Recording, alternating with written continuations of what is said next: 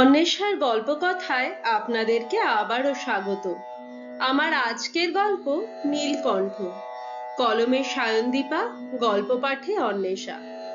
আমার প্রয়াস যদি আপনাদের ভালো লাগে তাহলে গল্পটিতে একটি লাইক করে দেবেন এবং চ্যানেলে নতুন হলে চ্যানেলটি সাবস্ক্রাইব করে দেবেন।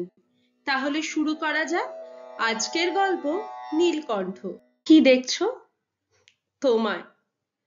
শিকারের আগে শিকারকে দেখে নিচ্ছ প্রাণ খুলে? মানেটা জানো না বুঝি? কি উল্টোপাল্টা বলছো? উল্টোপাল্টা বলার ক্ষমতা যে আমার নেই তা তুমি জানোই ভালো করে। হাসালে আমায়। হয়তো আজ আমার প্রতিটা কথাই হাসাবে তোমায়, কিন্তু সত্যি করে বলো তো, ভুল কিছু বলেছি?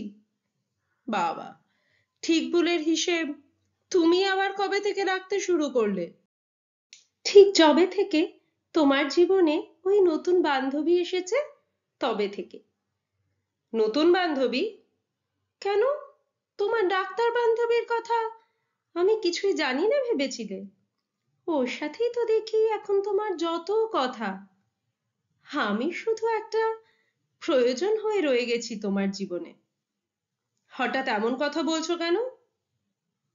কারণটা তো তুমিই ভালো জানবে।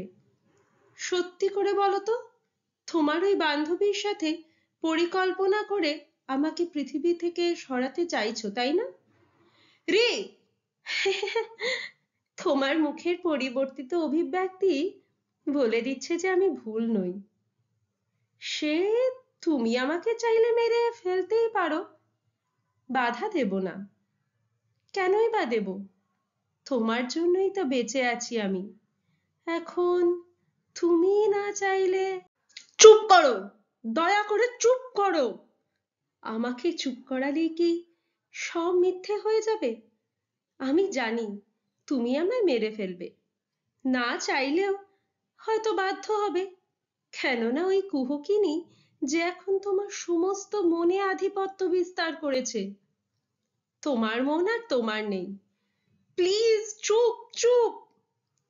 চুপ তো তুমি করাবেই আমায়, কিন্তু ঋদ্ধি, তার আগে ভেবে দেখেছো কি আমি না থাকলে কে নীলকণ্ঠ হয়ে তোমার সব সমালোচনার গড়ল পান করবে এবার?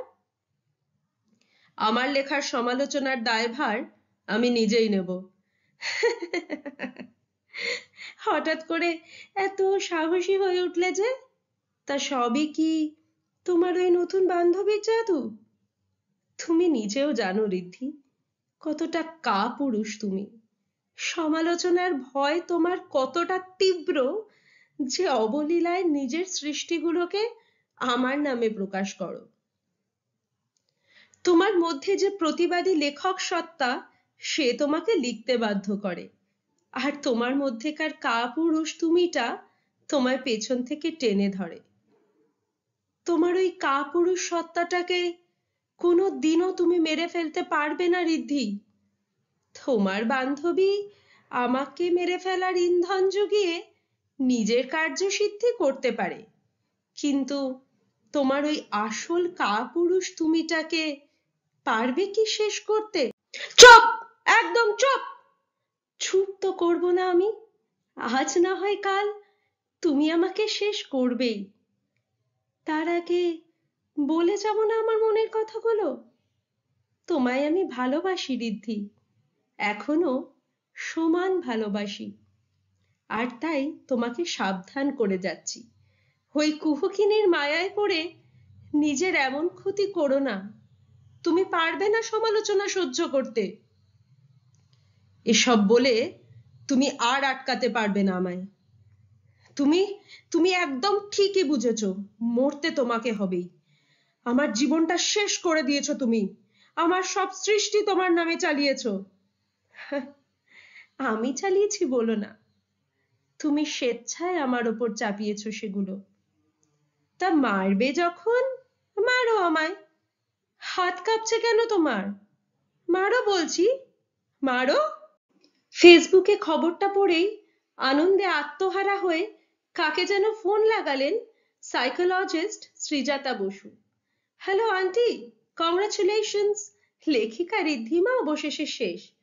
আমি জানি ঋদ্ধি নিজে হাতে করেছে এ কাজ। দেখবেন এবার সব ঠিক হয়ে যাবে, সব। Congratulations to you Srijata. তোমার অক্লান্ত পরিশ্রম ছাড়া এটা কোনো দিনই সম্ভব হতো না। ডক্টর শ্রীজাতার সাথে কথা বলতে ব্যস্ত থাকা মিসেস সাহা খেয়ালই করলেন না যে অগোচরে তার পাশের ঘরে আবার সৃষ্টি হয়ে গেল এক নতুন নীলকণ্ঠ। হেবার নাম ঋত্বিকা। আসলে মা আর শ্রীজাতা যতই চেষ্টা করুক, ঋদ্ধিমাই আসলে ঠিক চিনেছিল ঋদ্ধিকে। সমালোচনার গরল পান করার মতো শক্তি ঋদ্ধির নেই। কোনো দিনও পারবে না সেটা সহ্য করতে, কোনো দিনও না। আমার আজকের গল্প নীলকণ্ঠ এখানেই সমাপ্ত হলো। খুব শিগগিরই দেখা হবে পরের একটি গল্প নিয়ে। ততক্ষণ সঙ্গে থাকুন, সুস্থ থাকুন এবং অপেক্ষায় থাকুন পরের একটি গল্পের। ধন্যবাদ।